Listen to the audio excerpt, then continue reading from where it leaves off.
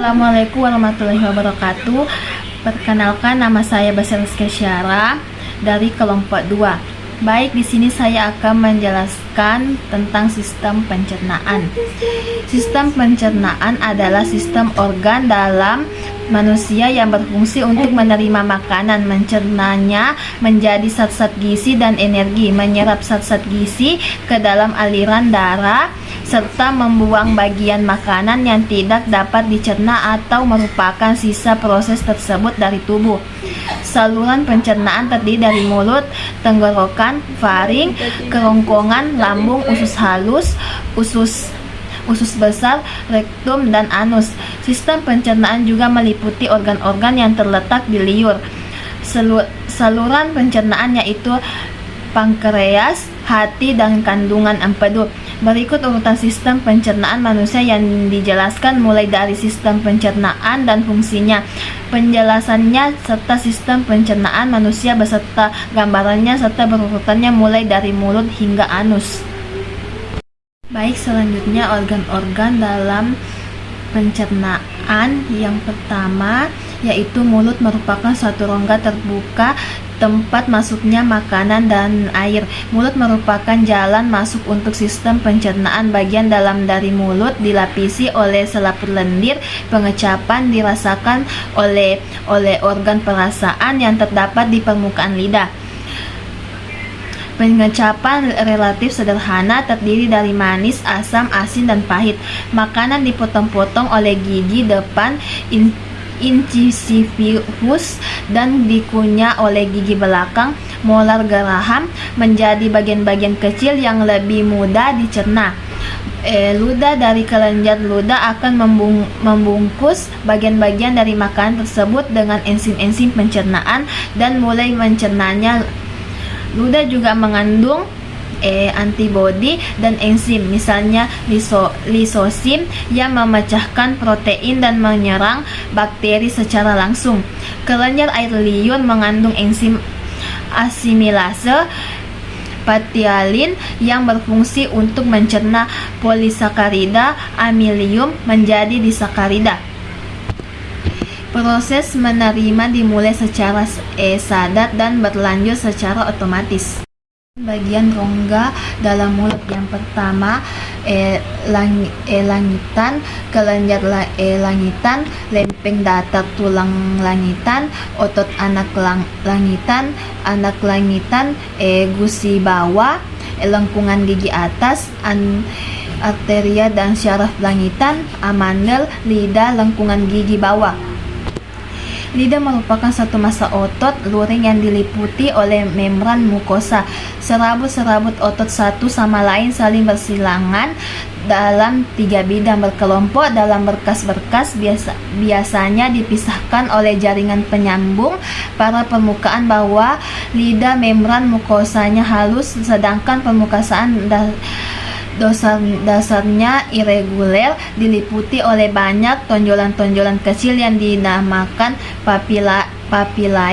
Papillae lidah merupakan tonjolan epitel mulut dan lamina proparia yang diduga bentuk dan fungsinya berbeda. Terdapat 4 jenis papillae pada lidah, yaitu sebagai berikut.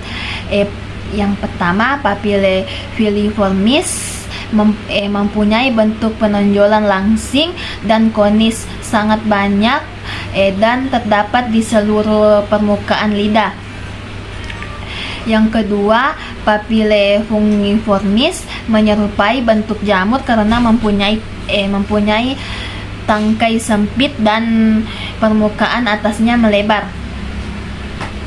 Yang ketiga, papillae volitae tersusun sebagai tonjolan yang sangat padat sepanjang pinggir laterae belakang lidah. Yang keempat itu papillae circumvallatae. Papillae circumvallatae merupakan papillae yang sangat besar yang permukaan pipi meluas di atas papillae lain. Papillae circumvallatae tersebar pada daerah V pada bagian posterior lidah. Tenggorokan atau faring merupakan penghubung antara rongga mulut dan kerongkongan. Di dalam lengkungan faring terdapat tonsil, amandel yaitu kelenjar limfe yang banyak mengandung kelenjar limfosit dan merupakan pertahanan terhadap infeksi. Di sini terletak persimpangan antara jalan nafas dan jalan makanan. Letaknya di belakang rongga mulut dan rongga hidung.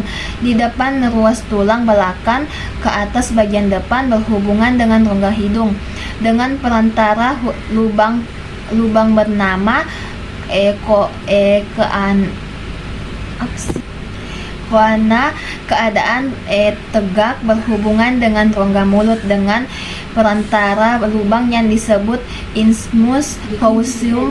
Tegak terdiri dari 3 bagian sebagai berikut. Bagian superior ini disebut dengan nasofaring. Pada nasofaring bermuara tuba yang menghubungkan tegak dengan ruang gedang telinga. Bagian media merupakan bagian yang sama tinggi dengan mulut. Bagian media disebut dengan ovaring. Bagian ini berbatas ke depan sampai di akar lidah. Bagian inferior merupakan bagian yang sama tinggi dengan laring. Bagian inferior disebut dengan laring. Gofaring yang menghubungkan orofaring dengan laring. Bagian keempat itu lambung merupakan organ otot berongga yang besar dan berbentuk seperti kandungan keledai. Lambung dibagi menjadi 3 daerah yaitu sebagai berikut. Kardiak yaitu bagian lambung yang paling pertama untuk tempat masuknya makanan dari kerongkongan esofagus. Yang kedua, fundus yaitu bagian lambung tengah yang berfungsi sebagai penampung makanan serta proses pencernaan secara kimiawi dengan bantuan enzim. Yang ketiga, pylorus yaitu bagian lambung terakhir yang berfungsi sebagai jalan keluar makanan menuju usus halus. Makanan masuk ke dalam lambung dari kerongkongan melalui otot berbentuk cincin yang bisa membuka dan menutup. Dalam keadaan normal, sfinkter menghalangi masuknya kembali isi lambung ke dalam kerongkongan. Lambung berfungsi sebagai gudang makanan yang berkontraksi secara ritmik untuk mencampur makanan dengan enzim-enzim. Sel-sel yang melapisi lambung menghasilkan 3 zat penting yaitu sebagai berikut. Yang pertama, lendir melindungi sel-sel lambung dari kerusakan oleh asam lambung. Setiap kelainan pada lapisan lendir ini bisa menyebabkan kerusakan yang mengarah kepada terbentuknya tukak lambung. Yang kedua itu asam klorida atau HIG. Asam klorida menciptakan suasana yang sangat asam yang diperlukan oleh pemsin guna memecah protein. Keasaman lambung yang tinggi juga berperan sebagai penghalang terhadap infeksi dengan cara membunuh berbagai bakteri. Yang ketiga itu prekursor bensin merupakan enzim yang memecahkan protein. Usus halus atau usus kecil. Usus halus atau usus kecil adalah bagian dari saluran pencernaan yang terletak di antara lambung dan usus besar. Dinding usus kaya akan pembuluh darah yang mengangkut zat-zat yang diserap ke hati melalui vena porta. Dinding usus melepaskan lendir yang melumasi isi usus dan air yang membantu melarutkan pecahan-pecahan makanan yang dicerna. Dinding usus juga dilepaskan sejumlah kecil enzim yang mencerna protein, gula, dan lemak. Lapisan usus halus terdiri atas lapisan mukosa sebelah dalam, lapisan otot melingkar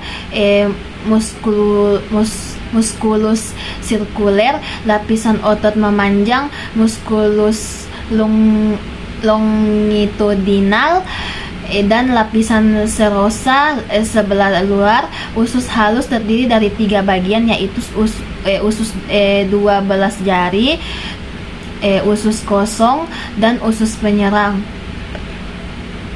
Usus 12 jari atau duodenum adalah bagian dari usus halus yang terletak di sebelah lambung dan menghubungkan ke usus kosong jejunum. Usus kosong atau jejunum, terkadang sering ditulis jejunum, adalah bagian kedua dari usus halus di antara usus 12 jari dari duodenum dan usus penyerapan ileum. Yang ketiga itu usus penyerapan atau ileum itu adalah bagian terakhir dari usus halus. Pada sistem pencernaan manusia, ileum itu memiliki panjang sekitar 2 atau 4 meter dan terletak setelah duodenum dan jejunum dan dilanjutkan oleh usus buntu. Ileum memiliki pH antara 7 dan 8, netral atau sedikit basa dan berfungsi menyerap vitamin B12 dan garam-garam empedu. Baik, materi selanjutnya akan dibawakan oleh teman saya yang bernama Azahra Amelia Saputri. Kandungan kemih disebut juga bladder atau vesika urinaria. Kandungan kemih merupakan kandungan berongga yang dapat direnggakan dan volumenya dapat disesuaikan dengan mengubah status kontraktil otot polos di dindingnya, serta berkala urin dikosongkan dari kandungan kemih keluar tubuh melalui ureter. Organ ini mempunyai fungsi sebagai reservoir urin. Dindingnya mempunyai lapisan otot yang kuat, letaknya di belakang os pubis dalam kondisi penuh. Bentuknya seperti telur oval dan apabila kosong seperti limas. Apes puncak vesika urinaria terletak di belakang pubis. Fungsi vesika urinaria yaitu satu, sebagai tempat penyimpanan urin, dan yang kedua mendorong urin keluar dari tubuh. Uretra merupakan saluran keluar dari urin yang dieskresikan oleh tubuh melalui ginjal. Ureter dan vesika urinaria. Uretra adalah saluran sempit yang berpangkal pada kandungan kemih yang berfungsi menyalurkan air kemih keluar. Pada laki-laki, uretra berjalan berkelok-kelok melalui tengah-tengah prostat, kemudian menembus lapisan fibrosa yang menembus tulang pubis ke bagian penis. Panjang kurang lebih 20 cm. Uretra pada laki-laki terdiri dari uretra prostaria, uretra membranosa, dan uretra cavernosa. Lapisan uretra laki-laki terdiri dari lapisan mukosa, lapisan paling dalam, dan lapisan submukosa. Uretra pada wanita terletak di belakang simfisis pubis, berjalan miring sedikit ke arah atas. Salurannya dangkal, panjangnya kurang lebih 3 atau 4 cm dari orifisium uretra interna sampai ke orifisium uretra eksterna. Uretra ini terdapat di belakang simfisis pada dinding anterior. Vagina menjurus oblik ke bawah dan menghadap ke depan. Lapisan uretra pada wanita terdiri dari satu tunika muscularis sebelah luar, 2 lapisan spongenza merupakan plexus dari vena, dan 3 lapisan mukosa. Lapisan sebelah dalam muara uretra pada wanita terletak di sebelah atas vagina, antara klitoris dan vagina, dan uretra di sini hanya sebagai saluran ekskresi diafragma,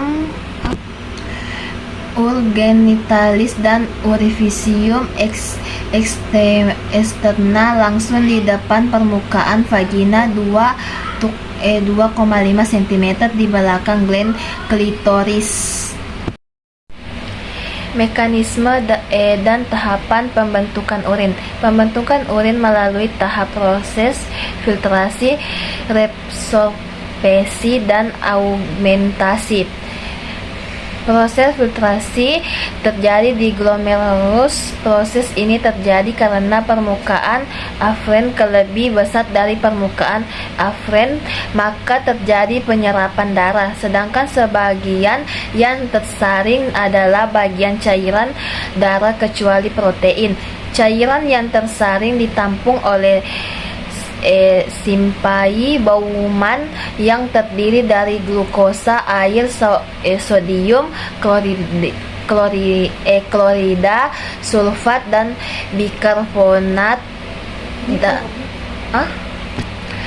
dan lain-lain diteruskan ke seluruh ginjal.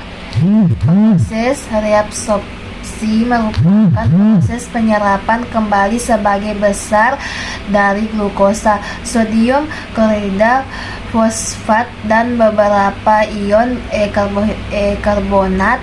Prosesnya terjadi secara pasif yang dikenal dengan obligator reabsorpsi yang terjadi pada tubulus atas, sedangkan pada tubulus ginjal bagian bawah apabila diperlukan akan terjadi kembali penyerapan sodium dan ion karbonat.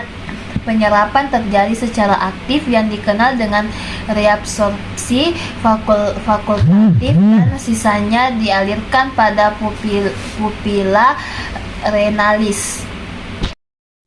Augmentasi atau pengumpulan. Proses ini terjadinya dari sebagian tubulus contortus distal sampai tubulus pengumpul. Pada tubulus pengumpul masih terjadi penyerapan ion Na+, Cl- dan urin sehingga terbentuk urin sesungguhnya dari tubulus pengumpul. Urin yang dibawa ke pelvis renalis dibawa ke ureter. Dari ureter dialirkan menuju vesika urinaria, kandungan kemih yang merupakan tempat penyimpanan urin. Sementara ketika kandungan kemih sudah penuh, urin dikeluarkan dari tubuh melalui uretra.